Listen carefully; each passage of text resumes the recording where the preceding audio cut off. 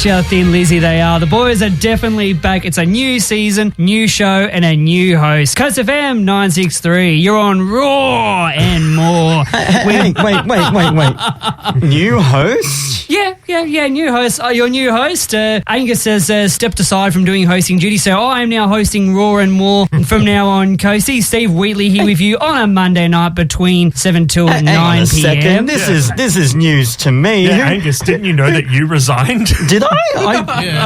Damn, I must have. Did you not get the email that said that I'm going to be hosting Raw and More from now on, and you're just going to be doing Raw Youth Disability Radio? Oh, well, there you go. I guess that's a bit of a change up to the lineup. Nah. Mate, check your inbox. Man, he does 2 weeks of classic hits in the place of Raw and More, and he thinks he's hosting everything on the station now. That's all I need. That's all I need to do. Well, can you do this? Hey, it's a celebration because Raw and More is back, baby! We're back. We're back. After our 2-week hiatus. Indeed. We've been off the airwaves for 2 weeks. 3-week break for most of us except for Steve. Can I get a woohoo? That's right. Thank you very much for that. Yes, it's a celebration, the first episode of the new season, and we could not be more stoked to be back with you on a Monday evening between 7 and 9 p.m. Bringing you great vibes and great guys because, as usual, I'm not doing this alone. I'm being joined by a couple of the best in the business. Of course, you heard the dulcet tones right there of Mr. Stephen Wheatley. How are you going, Stefan? I'm okay, mate. How are you? I'm very well. I love how low-key that response was. I wonder if there's a reason why. The demotion. The instant demotion. Just crushed my dreams, bro. There. No. We're also alongside us is Mr. Jake Mercer. How you going, Jakey? Hello. It's good to be back in the booth with the boys and with the coasties, dude. It's great to be back. Love the alliteration. I've missed that from you. Yeah, thank you. And, of course, completing our set is the amazing, the big Greek Mediterranean big boy. It's James. O'Brien.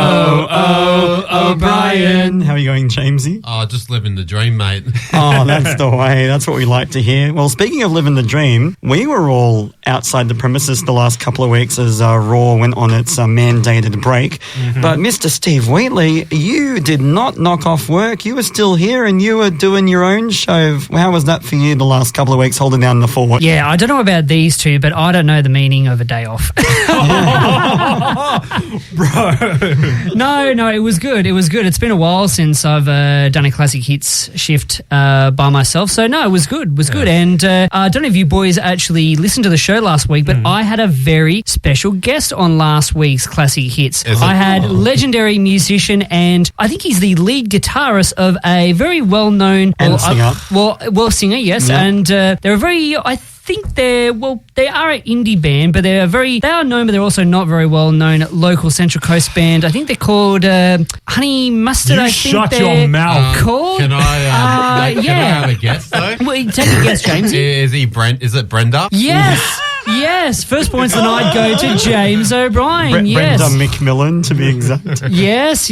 Brando joined me. We had a bit of a reunion on sorts of last week's classic hits with Stephen Wheatley. Oh, very nicely done. And yeah, those Honey Mustard guys, I heard that they're on the ones to watch list by the Arias this year. So we'll have to see how they take off. You should actually have them on the local list. That's true. We should definitely play them on the local list. I reckon we'll spin a wheel and decide which song, because there's just too many great ones to pick from. I like the song that they have, because I know they're still also at the moment working on some new stuff, but I still like that song they've got, I Feel Like a Snitty. Yeah, that's my favourite as well. Classic. James and Jake, how have the last couple of weeks been for you since the last time we heard from you? Well, aside from just that, massive attack on my mental health. Honey Mustard's biggest fan. Oh, biggest hater. It's been pretty good. Mostly just been working and hanging out with mates. Been pretty good. Living the dream. Well and truly. How about you, Jamesy? Pretty quiet. And today I just finally went shopping and actually changed my outfits. Hey. like my going out stuff. So Oh, so you updated sick. your wardrobe. Nice. yeah, so I experimented. So I'm not wearing them now, but maybe during the week's time I'll start wearing them. Ladies, watch out. Hey, Yeah, James O'Brien on the town. Big Tassios on the loose. Got a haircut and everything. So Yeah, it looks good. Very schmick indeed. And we'll get into some other happenings that have been going on over the last couple of weeks that we've missed out on. But first, here to welcome you strangers and friends to the show. We have a bit of Paul Kelly right here with his 1987 smash hit single. It's called Dumb Things. Describes us perfectly. Exactly.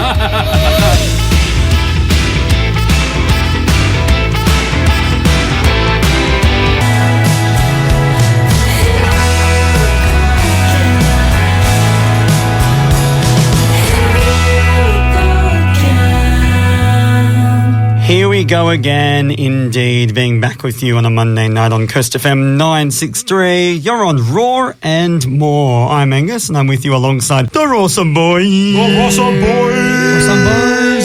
That was a beautiful bit of harmony right there. That right there was a cheeky bit of South Coast indie rockers Pacific Avenue and a track off their freshly released album Love Sick Sentimental. That one was called Here We Go Again. And at the top we heard from legendary Australian singer-songwriter Paul Kelly and his smash hit 80s single Dumb Things. Speaking of dumb things, it's time for a little bit of this. Let's play football. Here's Nestory, great first touch, Nestory, and good now! Oh my word! It's a Nestory moment in Vancouver! And Carpet opens up beautifully! Oh, line! That's right. We've been off air the last couple of weeks, but the FIFA World Cup has kept kicking on. See what I did there? And it's No, funny. I didn't. It's That's a good one, Steve. And it's funny that sweeper is still available for us to play that Will Parkhouse made last time we were on air because those were still pretty much the only Australian highlights in terms of attack throughout the World Cup. Unfortunately, after our massive 2-0 win against Turkey to kick things off, it all went a little bit downhill from there, losing 2-0 against the host country of the US, which was probably the biggest disappointment. I think you'll all agree with me on that. I guess you could say it all just went down under. Indeed. Hey, he's on fire. He's on fire tonight.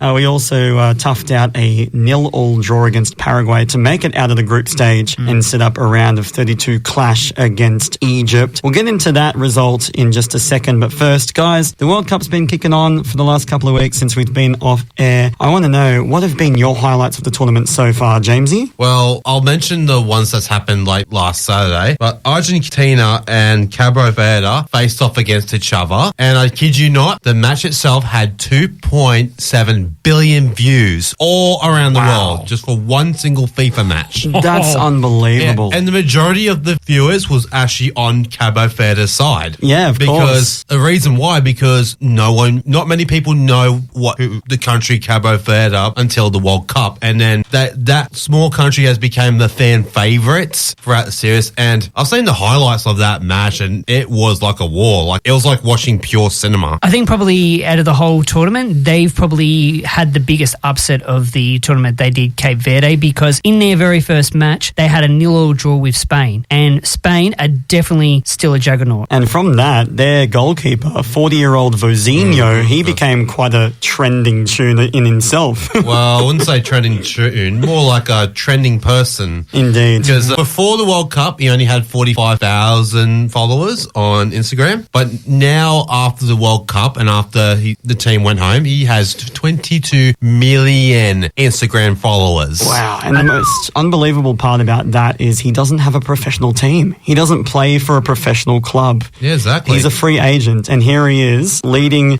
Cape Verde through to a knockout clash between Argentina and themselves, which was huge. The thing is, Cape Verde, they got all their players through LinkedIn, and then they became one of the best teams in the World Cup. Yeah, an unbelievable performance from them, and no shame in cracking crashing out to Argentina, especially in a performance like that too. Steve Wheatley, New Zealand had a bit of an up and down tournament as well, but you got to be proud, especially of that 2-2 draw with Iran to start things off. Yeah, that wasn't a too bad a way to start their campaign. Unfortunately, their other two games, they didn't get any win. They didn't get the win over Egypt or Belgium, but in a game where they were very underdogs against Iran, a lot of people did predict Iran to win. Yeah, wasn't too bad. Wasn't too bad a game. Unfortunately, that was probably the closest they came to getting their first ever World Cup win. Yes, exactly. And I really thought they would beat Iran. It's such a shame they scored that late equaliser. It looked like a New Zealand win from the very beginning,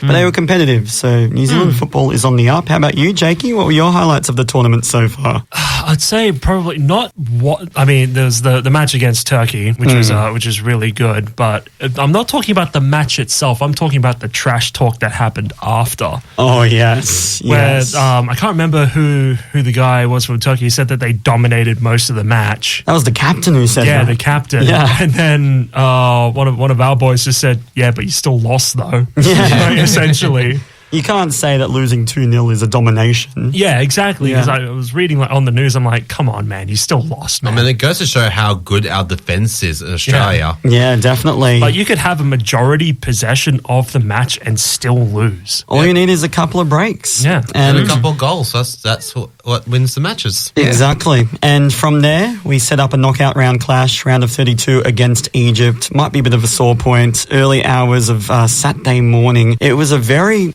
even affair. Egypt scored very early in the match. We equalised in the second half. Extra time, penalty shootout. Oh, it all just went downhill from there, didn't it, Jamesy? Yeah. Well, Patrick Beach is him. Yes. Like he is that guy, and I think if we had him on, we would have a better chance. But they swapped them with Matt Ryan, who had not had a minute in the World Cup, and so he was rusty. And the worst part is, while the substitution was happening, the Egypt team was already watching videos of Matt Ryan's goal saves and thinking, all right, now we know how to get this guy. And they did it. They didn't Yeah. miss a penalty, and Yeah. we missed a couple. So Sorry to every Egypt fans when I'm saying this, but Australia lost to a diving team. yeah, big time.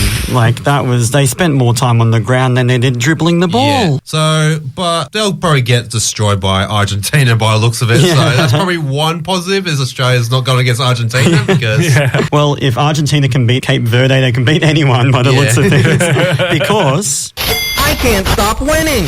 I can't stop winning. sorry, I had to play that clip for Argentina right there. No, very timely. Yep. Also bundled out this morning, probably the biggest shock of the tournament. Norway defeating Brazil. Yeah. Yes. Mega performance, 2-1 after two incredible goals to Erling Haaland, who can't stop winning Haaland's for the win. big time. And also during today, England had beaten Mexico from 3-2, which that was also a really good match too. Indeed. And, of course, the United States of America, they defeated Bosnia and Herzegovina. What was that, Steve? You got it right. Bosnia and Herzegovina. You nailed it. I got it first try. They defeated those guys. A little bit of classic FIFA corruption with their sent-off striker Billigan having it overturned and being available to play their round of 16 clash against Belgium. So I think I speak for the entire planet when I say go Belgium. Absolutely. Yep. If you win, waffles on everybody. Exactly. Stroop waffles all round. Going to the world of NRL, not too much to talk about in the bye rounds that we had over the weekend. Manly, of course, losing to Parramatta. Why did you have to bring that up? Why did you have to bring that up? Just for the sake of equality. But more importantly, the Dragons got their second win of the season over the West Tigers, Yeah. which is very impressive for them. Must have felt like a grand final. And speaking of grand finals, the Broncos. They only get the one cut from me. Seriously, George. Poor Broncos. losing to the Sharks and putting themselves in 16th place on the ladder, which is already the worst title defence in NRL history. Going from winning the comp to now 16th, which is awful. But yesterday, Jamesy, your Knights defeated the Dolphins in a very tight affair up in Newcastle in the rain. Yeah, it was a really great match as well because both teams went at it full force and it was ended up being 13-12. Yeah. I think like both teams were like in form in that match, and possibly at the moment the competition. Yeah, that's for sure. And I was worried at the start that the Knights would run away with it, but the Dolphins came back and they really held strong. And the Knights' $13 million man, Dylan Brown, sealed the win to make it 13-12 with a field goal towards the end of the match. Now, one thing that we would like to be sealing, but I'm not really confident about, the State of Origin decider is coming up this Wednesday night. Suncorp Stadium in Brisbane. The Blues have only done it 3 times before, winning a series up there in Game 3. I don't like our chances, Neither do but James O'Brien, let's rip the Band-Aid off. How do you reckon it's going to go? I mean, the realistic point of view, it would be Queensland, but me as like a fan, New South Wales. I like that. Get behind the boys even when they're not a good chance. I guess you got to back your team regardless. Exactly. How about you, Jakey? Well, I'm not above kicking a team while they're down. I'm going for the Maroons. Surprise, surprise. Surprise, surprise. I vote that if the Maroons win, next week we play Honey Mustard. All right, done. That's a good deal. I second that, yep. That's a good. Can you guys shake on it? Can we get a we'll little- shake on it. They are. That's Shake on it. official right there. How about how much are the Maroons going to win by though? Ooh, I think it will be close though. I think maybe Hopefully closer than the last game. Yeah, fingers true. crossed. Probably might just be by like 10 points, something like that. Okay, 10 points. Okay, well, at least we're competitive, I suppose. How about you, Steve? How do you reckon this one's going to go? Yeah, I wish I could say I'm going to be able to get to watch the game. Unfortunately, I'm not. But I got to say, What else is new? Am I right? tell us something we don't already know, Steve. Well, look, obviously, I'm not going to be like Jake. I actually have a thing called loyalty. So I'm glad you didn't say my name this time.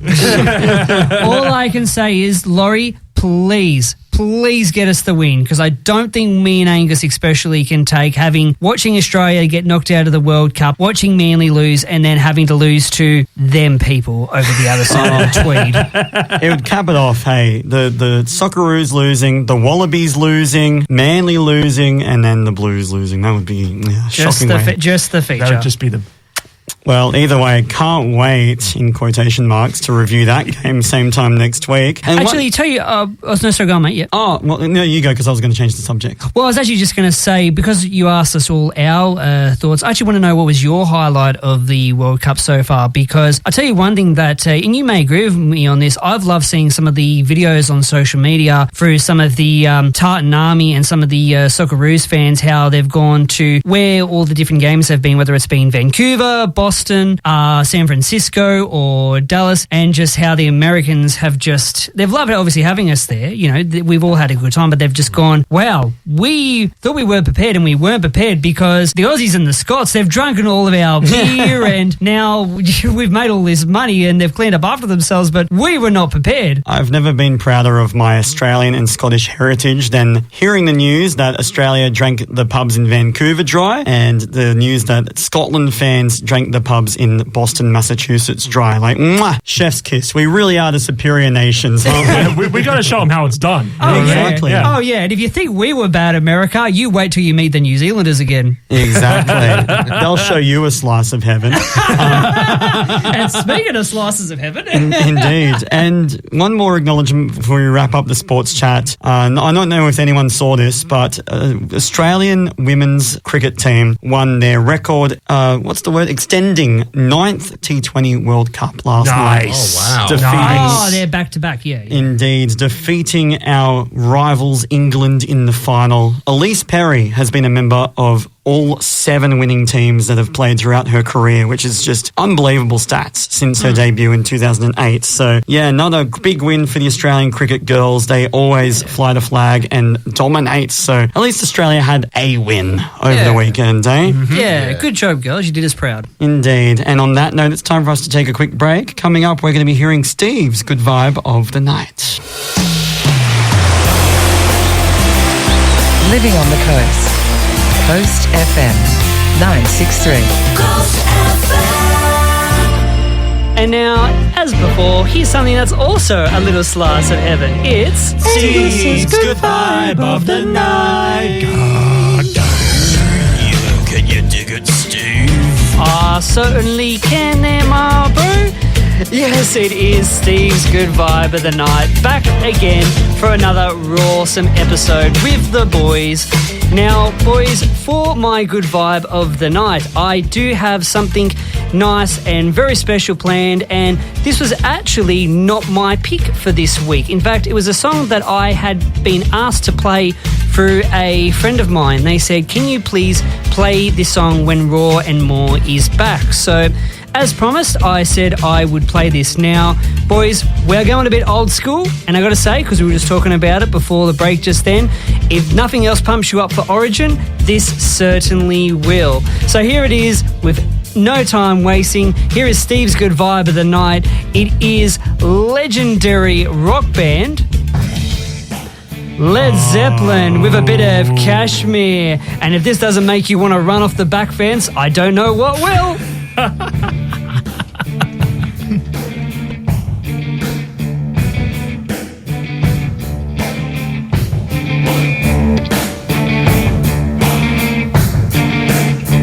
Oh yes, it's Origin time. It's about backing up your mates. And I can't do it. I can't sound like Gus Gild. I was wondering who you were being there. I thought it was a mix of Rabs Warren, if anything. No, can't do it. Coast of M963, at least he gave the crack on Raw and More, because that right there was Steve's good vibe of the night, which was... So that was my good vibe of the night. That was legendary rock band Led Zeppelin with Kashmir there, a song that was requested to me by a friend of mine, and I thought, well, why not play that for the very first show back, because of leading up into Origin night, just because of, with that just beat there, that is a very pump up sort of beat, whether you're going to the gym, watching the footy, no matter what it is, just because of the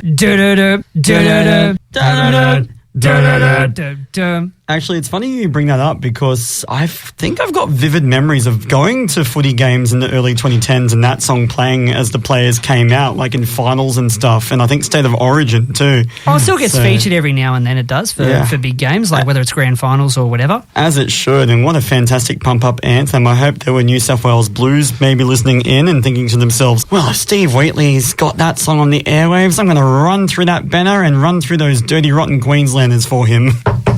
Sounds like a plan to me. And speaking of sounding like things, it's time for... Two songs, they sound exactly alike. Yes, these are two songs. And what are they? And they are sound alikes. Oh gosh, it's been a while. Steve, can you remind me what is it with these two songs? Well, they sound alike, just like this segment when it featured on last week's Classic Hits. Ah, I knew I heard it somewhere before, because this is Sound Alikes, the segment where I give you two songs, one original and one that takes a little bit of inspiration from the original, whether it be done through the form of sampling, interpolating, re-recording a part and yourself from an original bit of material, or even like a little bit of lyrics being taken, or a little bit of the melody as well. Tonight, I think James O'Brien will appreciate this especially, because I've decided, because we are still in the thick of World Cup season, baby, despite Australia not being there anymore, sadly, here are a couple of songs that are very, very World Cup coded, and when you know, you'll know. Without further ado, here is the original.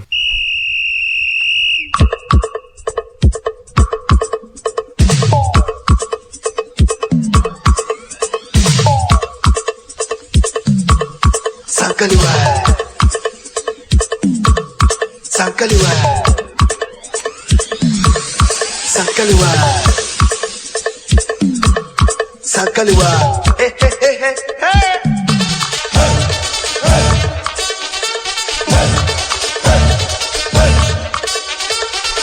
Idibe Sankaliwa, idibe na wodi, idibe na mifana, idibe na arbi, idibe Sankaliwa. Jango, Jango, Samina, mina Sankaliwa, Anawa, Jango, Jango.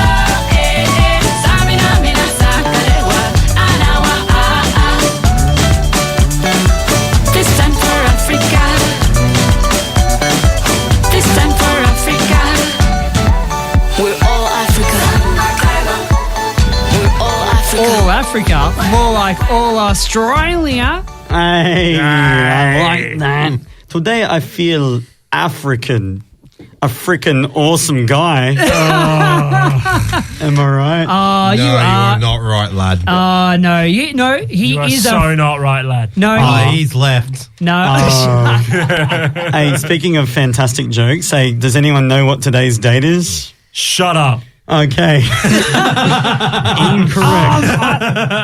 I think I know. Is it 6-7 day? It is 6-7 7 Before day. this show that I pointed this out to Angus. I am now regretting it so bad. I thought, like, Steve, if anyone would bring it up, so, I'll bring it up now that we're almost on around the 8 o'clock threshold. But yes, you're on Coast FM 963 and Roar and More. We're in the midst of a segment right now. Called Soundalikes, where I give you one original song and one that takes a little bit of, let's just say, inspiration from the original, whether it be done in sampling, interpolating, re-recording, just borrowing one part of the song in general. It's up to these guys, though, to try and figure out if that inspiration was done legally or illegally. Naughty, great unsuccess. At the top there, we heard from Cameroonian band. They were called Golden Sounds, and they changed their name to Zangalewa after the success of that single of theirs from 1986 called Zangalewa. Zanguliwa, actually, mate. Sorry. Oh, sorry. I'm so uncultured, hey? Zangalewa. So it's okay, Matt. I just thought I would let you know. Man, I didn't realize Brando was here tonight, correcting everything.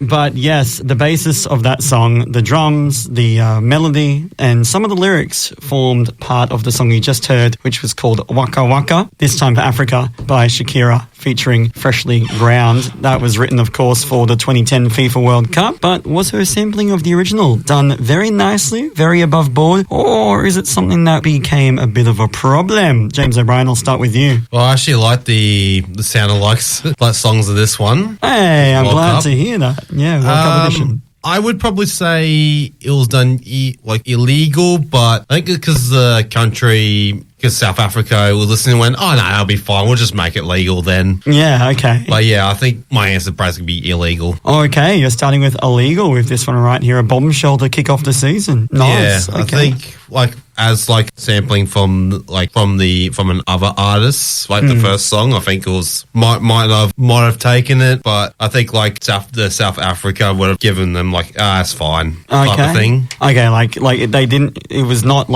completely done right, but they didn't care about it. There was no legal action. Yeah.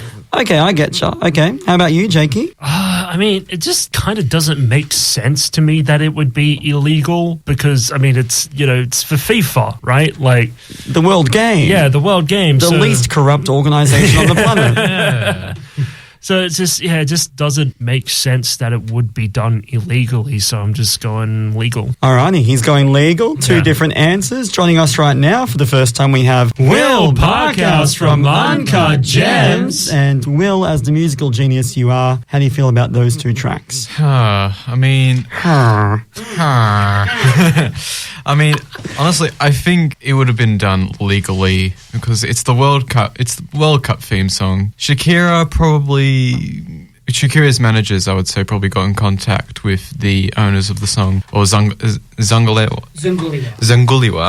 and Zanguliwa probably got in contact with her managers and probably settled the score beforehand, or maybe even afterwards. Who knows? So I think I'm going to say that Fozzie the Bear's theme song "Waka Waka" is done legally. Excellent, excellent. Great reference, Will. I forgot all about niche him. reference right there from Will Parkhouse. He's gone fully legal as well. How about you, Steve? Well, it's actually very ironic, mate, and there's no pun intended with that. And you actually probably may or may not remember this, Will. So when you boys were away for my classic hits 2 weeks on, I actually had a Sound Alike segment actually